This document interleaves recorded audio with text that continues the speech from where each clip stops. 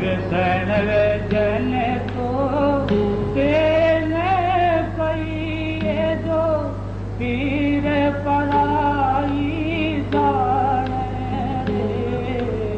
व्यसन जन तो तेने कहिए जो पीर पराई जाने रे। पर दुखे उपकार करे पर मन अभिमान न आने रे। पर दुखे उपकार करे पर मन अभिमान न आने रे। सकल लोक ना सोने बंदे निंदा न करते के नीरे। सकल लोक में सोने बंदे निंदा न करते के नीरे। वाछि काछ मन निसथल राखे धन धन जननी तेनी रे। वाछे काछ मन निसचल राखे धन धन जननी तेनी रे।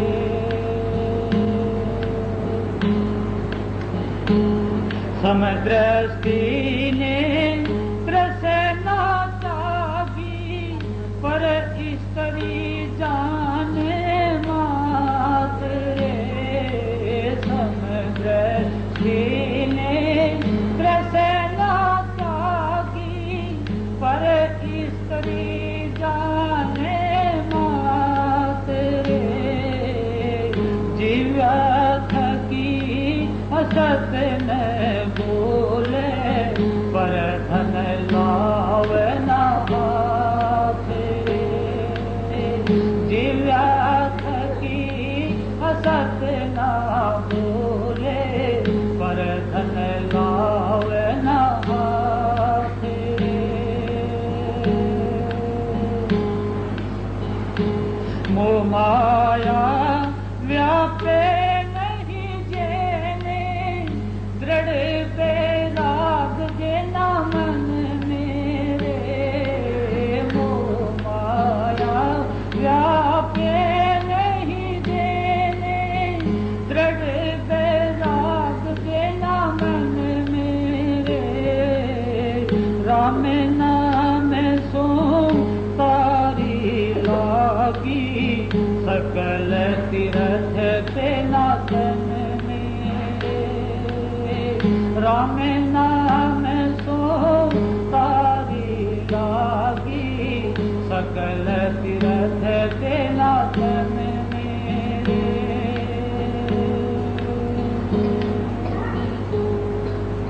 बण लोभी ने कपट रहित छे काम क्रोध निवारा रे।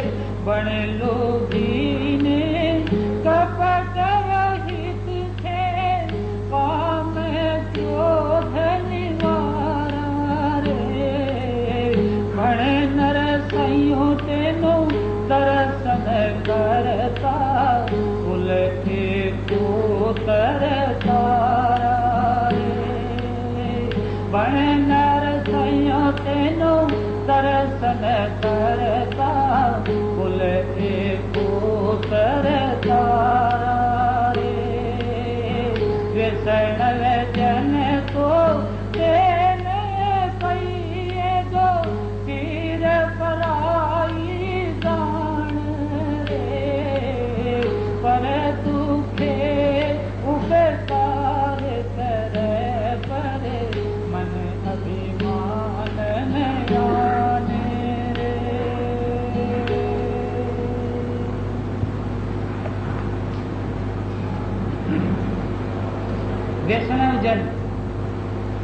वैष्णव जन भक्तों को कहते हैं इस संसार के भोगों में फंसा हुआ और भगत कहलावे तो वो दुख के अंदर ही गिरता रहता है।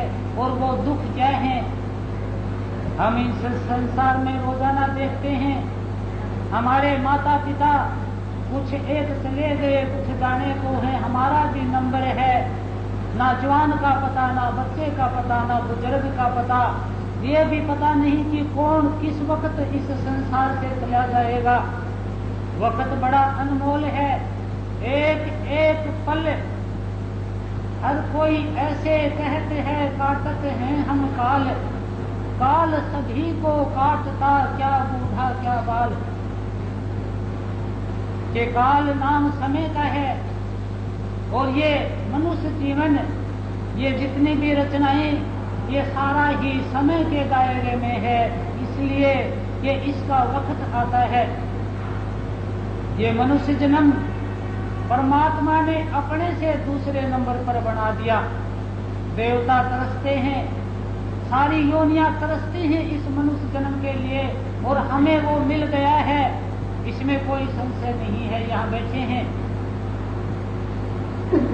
फिर हमारा कुछ कर्तव्य हो जाता है अपने प्रति भी, और वो कर्तव्य क्या है, उस कर्तव्य को जानने के लिए हम जगह जगह घूमते हैं। हमें मिलता है हर जगह कुछ न कुछ मिलता है, लेकिन वो मिलता क्या है। किसी जगह मूर्तियां हैं, वो भी ध्यान की एकाग्रता के लिए, लेकिन उनकी पूजा, उनके ध्यान की एकाग्रता में जड़ पूजा आ जाती है कि वो मुंह से बोलती नहीं, हमारा दिया हुआ कुछ खाती नहीं। अगर हम उनके ध्यान की एकाग्रता करते हैं तो ध्यान की एकाग्रता तो आंखों के बीच में हो जाती है, लेकिन लक्ष्य नहीं मिलता है। इस संसार के अंदर संत महात्माओं ने खुल्लम खुल्ला कहा है कि भाई राम नाम सो तारी लागी, सकल तीर्थ तेना तन मेरे।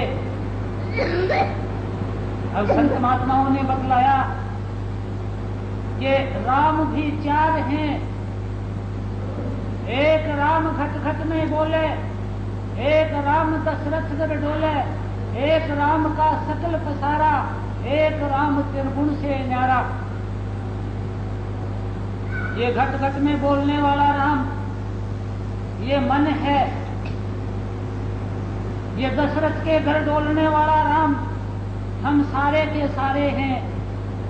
इसे सगुण कहते हैं कि अवतार धारण किया, कि मनुष्य बन गए, लेकिन कहाँ है मनुष्य।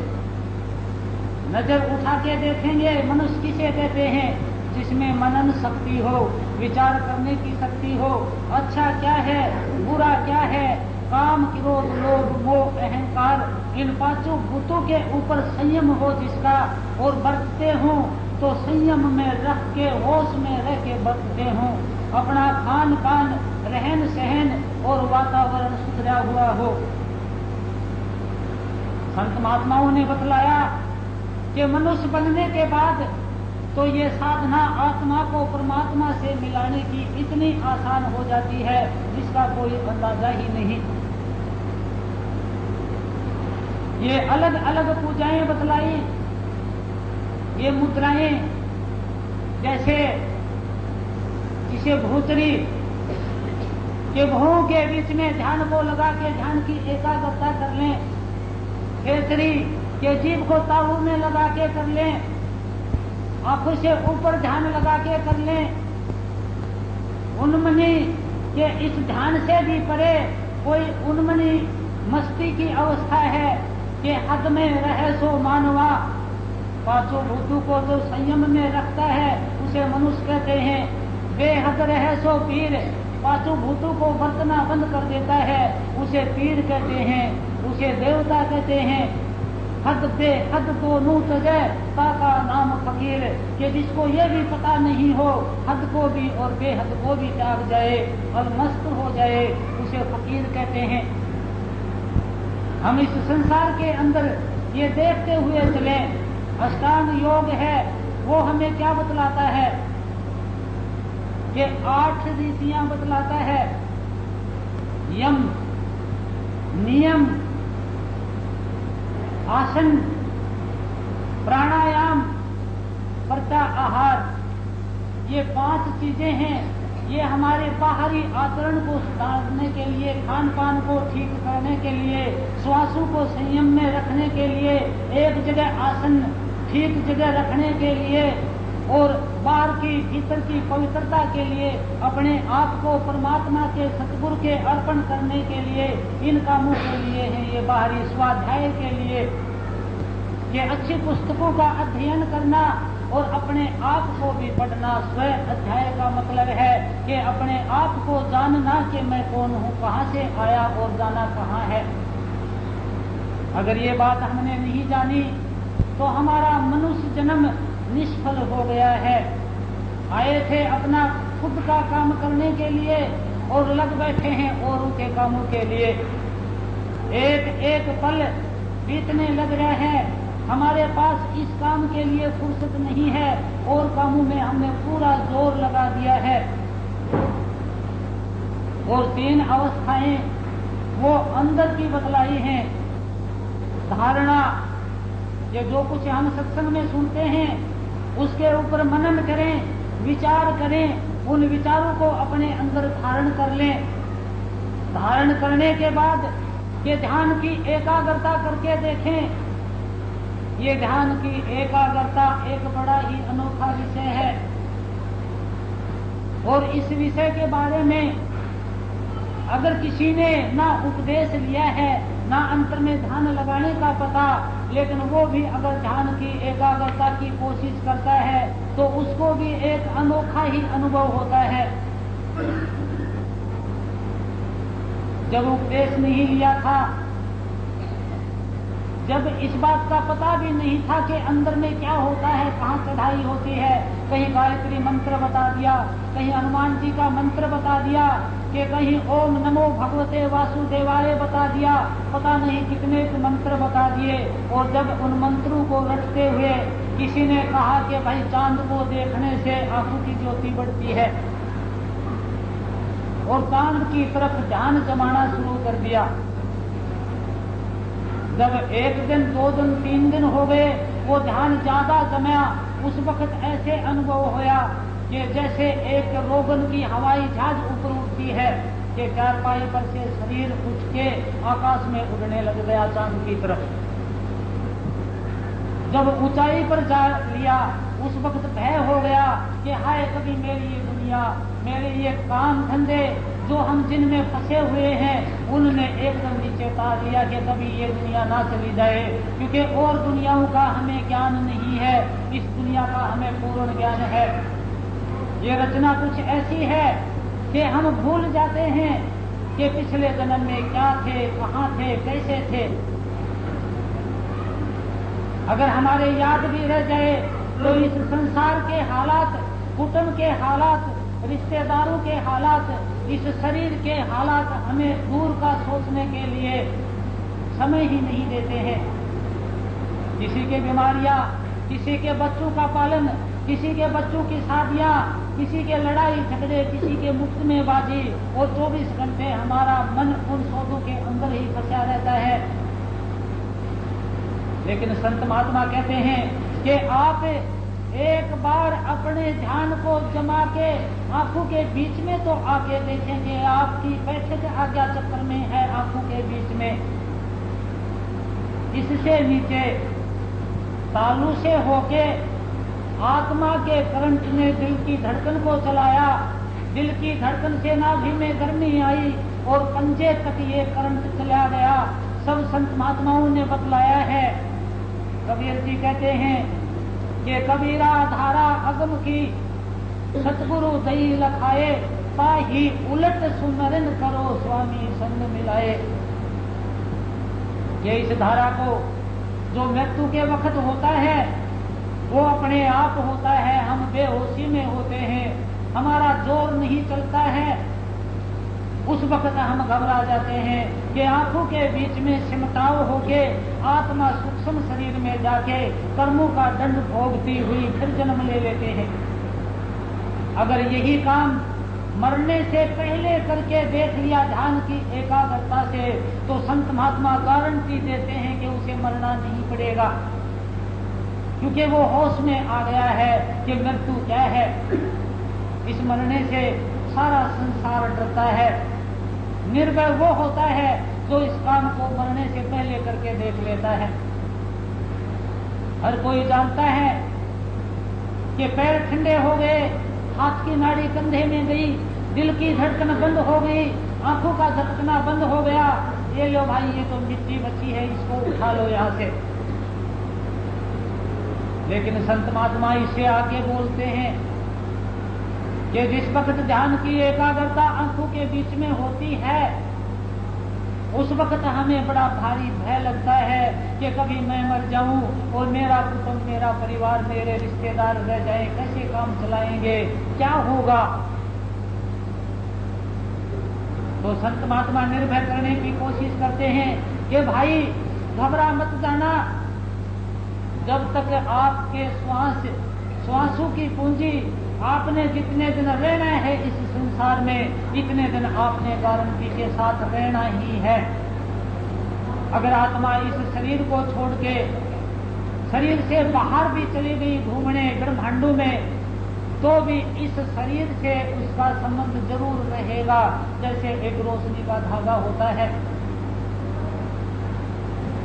और यही सी ये कुछ बात है कि जब वो ध्यान की एकाग्रता होके उठना शुरू हुआ, तो पहले दिन तो भय लगा, लेकिन फिर रोजाना 5-5, 10-10 बार जब तक नींद नहीं आती थी, चांद को देख देख के उड़ा करता। एक दिन पूर्णमासी का चंद्रमा, रात के 10, साढ़े 10 बजे की बात, 3 जने बातें करने लग रहे, 2 तो आपस में बात करने लग गए और ध्यान लगाया चांद में, और चांद की तरफ उड़ के बिल्कुल चांद के पास चला गया। जाते ही विचार उठा कि आज शरीर में जाने का कोई ढंग बाकी नहीं बचा है। एक उपाय है, अगर इनमें से कोई सा एक बोल पड़े तो वापस आ सकता है, नहीं तो वापस नहीं आ सकता। इतना सोचते ही उनमें से एक ने आवाज दी कि नींद आ गई, और वो ही आवाज चांद के पास सुनी, और एकदम आके नीचे और उछल के पड़ा कि नहीं, नींद तो नहीं आई है, जाग रहा हूं। और यही बात जब संत महात्माओं से उपदेश लेके साधना शुरू की, तो अंदर में ये बात यूं अनुभव हुई कि स्थूल शरीर तो चारपाई पर ही पड़ा था, लेकिन उसमें से सूक्ष्म शरीर निकल के बाहर घूमने गया था। और ये सूक्ष्म शरीर जैसे 5 तत्व का ये शरीर होता है हमारा, 17 तत्व का सूक्ष्म शरीर होता है, 9 तत्व का कारण शरीर होता है। ये बड़ा ही ये अनोखा खेल, ये अगर कोई करके देखना शुरू कर दे तो इसमें इतना भारी मजा है कि जिसका कोई अंदाजा नहीं। अगर इसी बात को धारणा करके अंदर ले ले तो फिर बाद में ध्यान जमता है।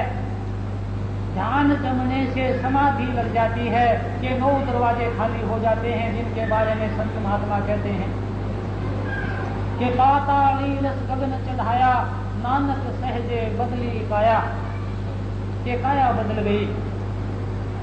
इस करंट को सिमटाव करके अगर आंखों के बीच में कोई ले आया, इससे ऊपर वो अनोखे राज उभरने शुरू होते हैं, जिनके बारे में सारे की सारी पुस्तकें, सारे वेद उपनिषद, सारे संत महात्माओं की बातें, वो सारी हमें यही बात बतलाते हैं।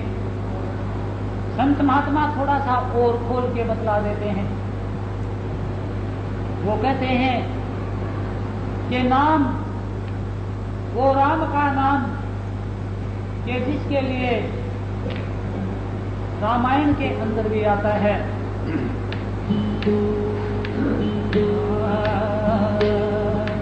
कहाँ करूं मैं नाम बड़ाई, राम नाथ है नाम गुण गाई।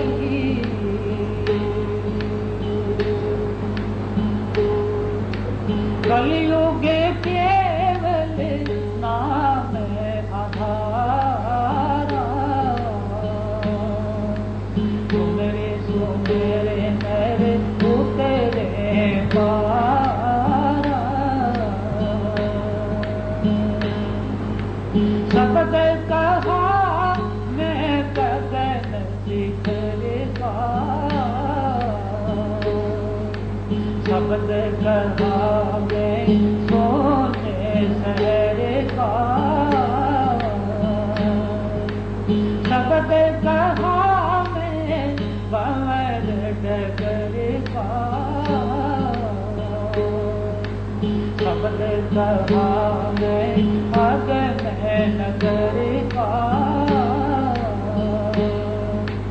शब्द पहचान खूब मैंने गाई या मेरे संग कछु ना रहाई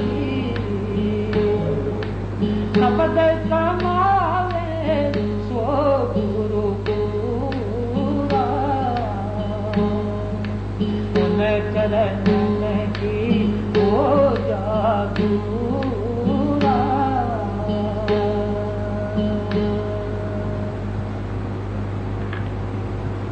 कितना खोल कर बतलाया कि जब आंखों के बीच में ध्यान की एकाग्रता होगी वो कैसे होगी। संत महात्मा नाम बतलाते हैं और वो नाम भी क्या कि आंखों से ऊपर का शब्द कहा कि पहले स्थान सहस्र सार सहस जल कमल का के ज्योति निरंजन ये धुन बतलाई जहाँ घंटा और शंख 24 घंटे बजते रहते हैं हमारे ही अपने अंदर और वो हमने बाहर बजाने शुरू कर दिए हैं और उन धुनों के अंदर से ही ये शब्द प्रकट होके जिसने इस शब्द का अभ्यास किया और यही तक पहुंचा उस अभ्यास करने वाले ने अगर अपने अभ्यासियों को ये बतला दिया कि शब्द कमावे सो गुरु पूरा तो उसके अभ्यास से वो अभ्यासी संसार में पहुंच गया। यहाँ बतलाते हैं संत महात्मा कि आंखों से ऊपर चांद तारे और सूर्य को पार करके आत्मा पहले स्थान में पहुंचती है सहस्त्र कौल में। यहाँ से ऊपर टेढ़े मेढ़े रास्ते से जिसे बंकनाल भी कहते हैं झीना रास्ता और आत्मा ब्रह्म में जाती है वहां कारण शरीर होता है जो गुरु के वचन पर रुकता है जो गुरु हमें नाम देते हैं उस नाम को रोम रोम में रमा लेता है। वो क्यों बतलाते हैं हमारे मन ने जन्म जन्मांतर में चिंतन कर करके गुनाहों ने उठा उठा के अपने अंदर कबाड़ा भर लिया है और उस कबाड़े को निकालने के लिए नाम का सुमरण बतलाते हैं कि एक चीज एक नाम अंदर भर जाएगा जिस दिन रोम रोम से निकलने लग जाएगा उसी दिन ध्यान की एकाग्रता आंखों के बीच में हो जाएगी और वो धुन ऊपर की हमें सुनाई देने लगेगी। उसी धुन के लिए ये बतलाया कि ये अनहद धुने धुने कार मेरी सूरत सुहागण क्यों ना सुनती ये अनहद धुने धुने कार अधर में चढ़ के सुन ले प्यारी गगन में बजती न्यारी न्यारी यहाँ सिर के साथ सुन ले नहीं जग में रोज़ो सिर को सुनती ये अनहद धुन धुन कार यहाँ घंटा शंख अठ गहराए घन प्रतंग सुने हो गहराए सारंगी किंगरी सुरीली यहाँ जगमग जोत अखंड जलती ये अनहद धुन धुन कार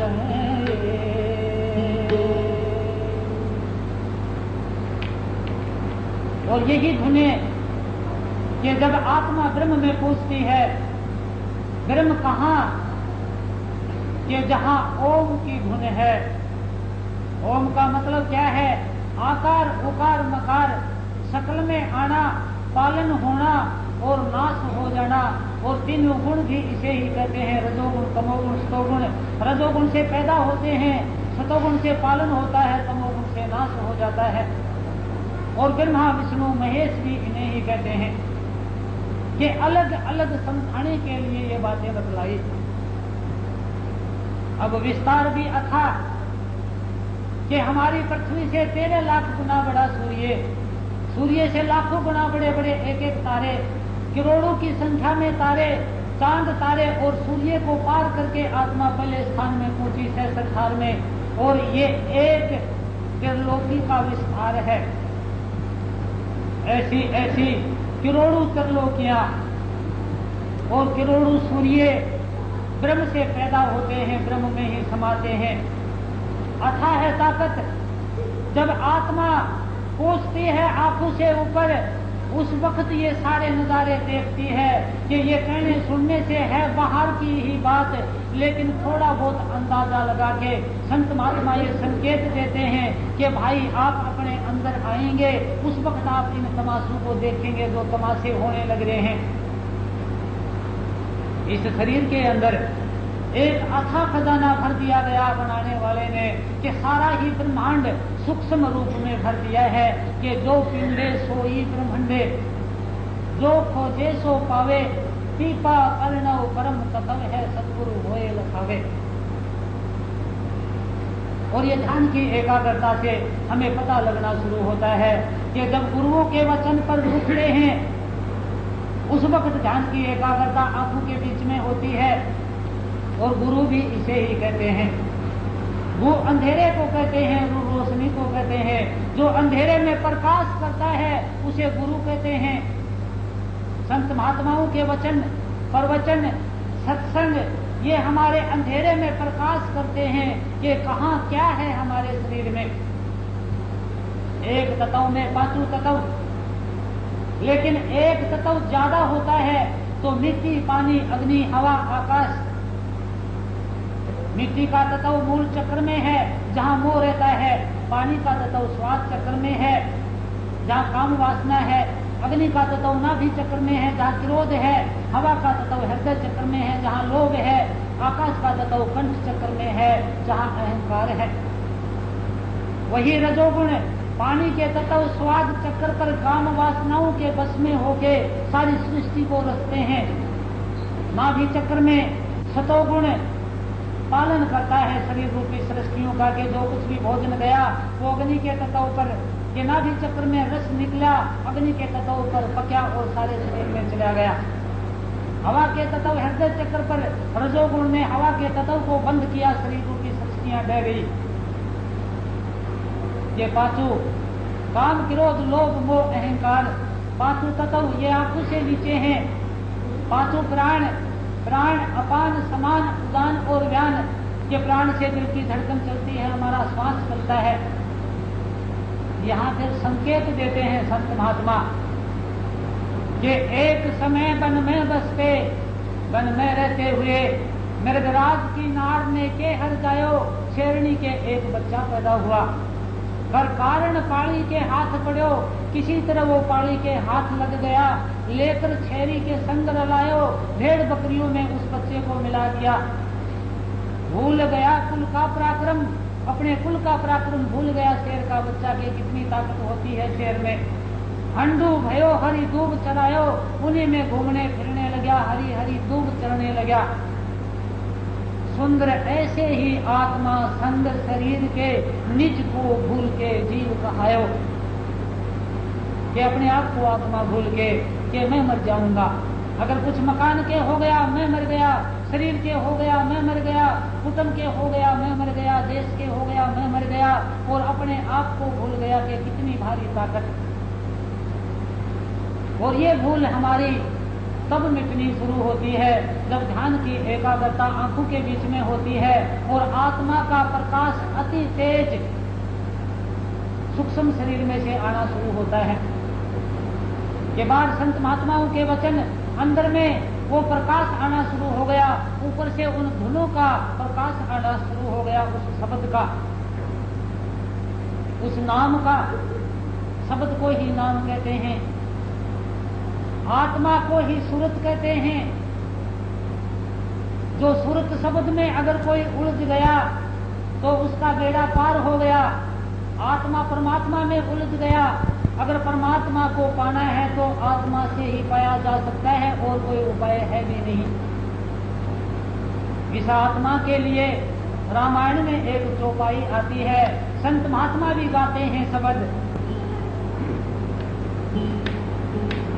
पग बिन चलत सुनत बिन कान, करत न काम करत विधि नाना।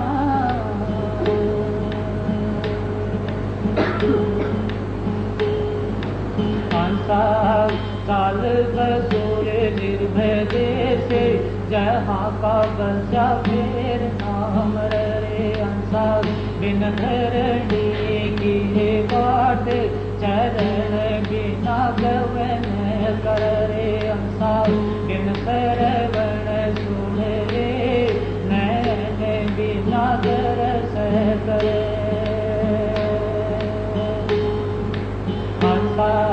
बिन देगी कारे देव, प्राणों के बिना श्वास भरे। अंसार जगमग जगमग होए, उजाला दिन रात रहे। अंसार चाल बसूर निर्भय देश, जहाँ का बसा फेर नाम रे। अब एक समाधि तो हमारी रोजाना लगती है, और वो क्या है कि सुषुप्ति अवस्था। इसमें राजा और रंग बराबर होते हैं, किसी को कोई होश नहीं रहता, जागता कि श्वास जरूर चलता है, प्राण जरूर चलते हैं, लेकिन सुषुप्ति अवस्था में बेहोशी की अवस्था होती है। जागृत, स्वप्न, सुषुप्ति, ये तीन अवस्थाएं आंखों से नीचे की हैं, और तुर्यापद आंखों से ऊपर का है। जब ध्यान की एकाग्रता आंखों के बीच में होती है, उससे ऊपर तो चेतन समाधि चलती है। ये पूरे का पूरा होश रहता है। जो भी कोई जाके देखता है, उन्होंने जो ऊपर की झलकें देखी, उन्होंने अपने संकेत लिख के दे दिए हैं कि जो आने वाले हैं उनके ये चिन्ह काम आएंगे। उन्हें ये पता लग जाएगा कि ये चढ़ाई कैसी है। तो संत महात्मा कहते हैं कि हर कोई बहुत ही थोड़ा समय लेके आता है। जो 3.5 अरब वर्ष जब बीतते हैं तो कहते हैं कि ब्रह्मा का एक दिन होता है। हमारे 3.5 अरब वर्ष बीत जाते हैं। जब ब्रह्मा की रात आती है, उस वक्त हमारी इस पृथ्वी के ऊपर सारी सृष्टि सुषुप्ति हो जाती है 3.5 अरब वर्ष के लिए, और फिर ब्रह्मा का दिन आता है, जागृत हो जाती है। ऐसे होते होते 365 बार में 1 साल पूरा होता है, और जब 100 साल पूरे होते हैं ब्रह्मा के, तो सारी सृष्टि ब्रह्म तत्व की ब्रह्म में समा जाती है और प्रलय हो जाती है। और जब ब्रह्मा के 100 साल सुषुप्ति रह के और फिर सृष्टि ब्रह्म में से जागृत होती है कि ये समय अनंत है। और संत महात्माओं ने यहाँ संकेत दिया कि कोटिन युग पर लय भई हम ही करने हाथ। ये करोड़ों युग बीत चुके प्रलय होते होते, और हम ही करने वाले हैं। हम ही का मतलब उनका आत्मा से ही है कि भूल लग गई। हम ही करने हार, हम ही करता के करता। ये करता कौन है? जिसने सृष्टि रची, उसका करता कौन है? वो परमात्मा, वो चौथा राम। एक राम घट घट में बोले, ये मन है। सगुन राम दशरथ कर डोले, ब्रह्म राम का सकल पसारा, और सत्य राम त्रिगुण से न्यारा। कि जिसे सत्य ही सत्य कहते हैं। सत्य वो आत्मा है, सत्य परमात्मा है। सत्संग किसे कहते हैं? सच्ची चीज का साथ करते हैं, उसे सत्संग कहते हैं। सच्ची चीज आत्मा है, परमात्मा है, इनका साथ होता है, तब ये सत्संग होता है। बारी सत्संग में कि जिन महात्माओं ने ये साथ कर लिया है, उनके पास से हम ये सुने कि ये हम साथ कैसे करें। वो हमें विधि बतलाते हैं। वो हमें बतलाते हैं कि जब आपके जीते जी मरने की स्टेज आएगी ध्यान की एकाग्रता आंखों के बीच में, तो घबराना मत, मरना वरना कुछ नहीं है। आपको पता लग जाएगा कि मृत्यु क्या है। जब ये पता लग गया उस वक्त तो आवरण उतरे हैं स्थूल के इस आत्मा के ऊपर। पहला बंधन पड़ा देह का, दूसर क्रिया जान, तीसर बंधन है पुत्र का, चौथा नाती मान। नाती के कई नाती जुड़ गए, अब कहो कौन ठिकान। कैसे छूटन होए तुम्हारा, मुख विधि बांधे आन बंधे तुम गाढ़े बंधन आन। गहरे बंधन और फिर सूक्ष्म और कारण शरीर का बंधन। धन धन राजा जनक को सुमरण किया विवेक, एक घड़ी के कारण पापी करे अनेक। वो सुमरण विवेक, विवेक सुमरण आत्मिक ज्ञान को कहते हैं। जैन धर्म में आत्मिक ज्ञान को ही केवल ज्ञान कहते हैं और यहाँ तक मोक्ष पद मिलता है। पहले जन्म में गुरु भक्ति, अगर किसी ने ध्यान की एकाग्रता करने के लिए गुरु के वचन पर डटा, नाम का सुमरण करके ध्यान एक जगह जमाया, तो आत्मा ने स्थूल शरीर को छोड़ के सूक्ष्म में घूमना शुरू कर दिया और दूसरा जन्म हो गया। एक जन्म में गुरु भक्ति, जन्म दूसरे नाम के जब वो ऊपर की धुन आनी शुरू हुई और उस धुन से जब हमने ऊपर धुन ने खींचना शुरू किया सूक्ष्म शरीर को, और नाम के अभ्यास से संचित कर्मों का भंडार ब्रह्म में है, कि उस सुमरण से संचित कर्मों के भंडार में आग लग गई। अगर भुगत भुगत के ये कर्म पूरे किए जाएं तो बड़े असंभव हैं। भुगतने में कर्म और बढ़ते हैं और बढ़ के हम और फंसते रहते हैं, गुनाहों ने हमारी चलती रहती हैं।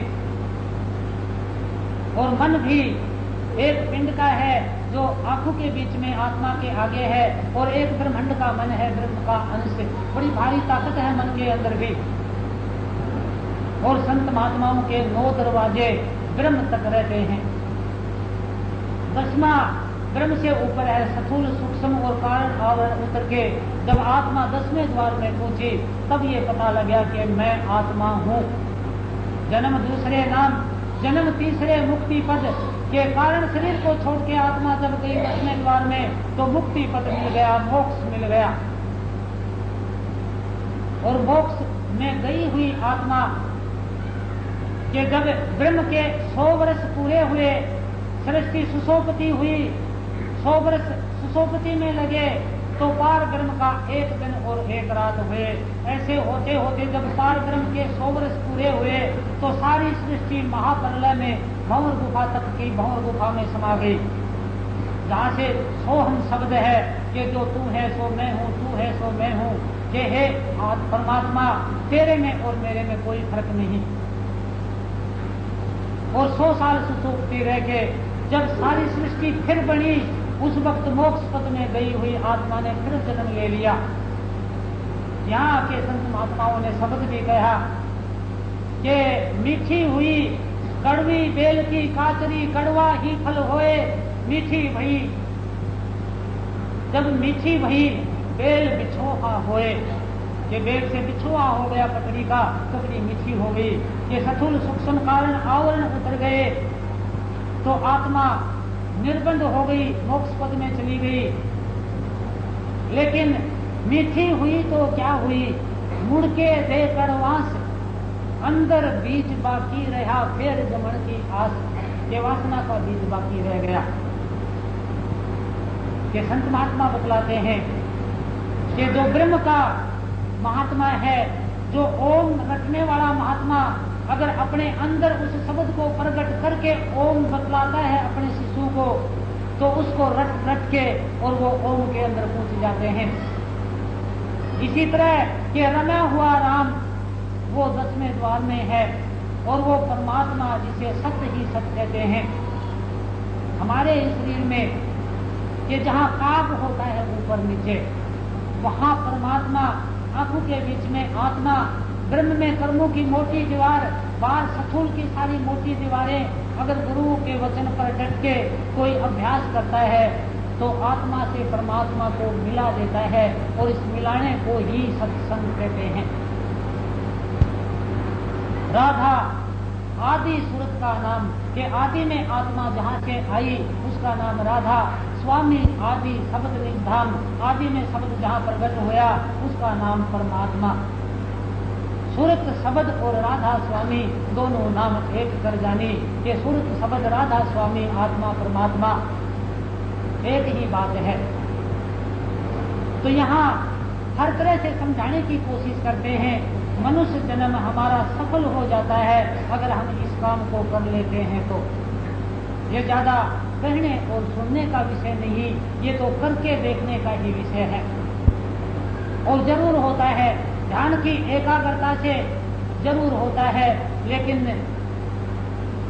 शर्त यही है कि वो कितना निष्कपट है। वो कपट रहित वैष्णव जन तो तेने कहिए, जो पीर पराई जाने रे, पर दुखे उपकार करे पर मन अभिमान न आने रे। कि जो घट घट के अंदर आत्मा और परमात्मा को देखता है वो ही पराई पीर को जानता है, बाकी को पराई पीर का क्या पता। किसी राजा ने अपनी सभा में विद्वानों से महात्माओं से प्रश्न कर दिया कि सबसे बड़ा दुख क्या है। किसी ने कुछ बतलाया, किसी ने कुछ बतलाया।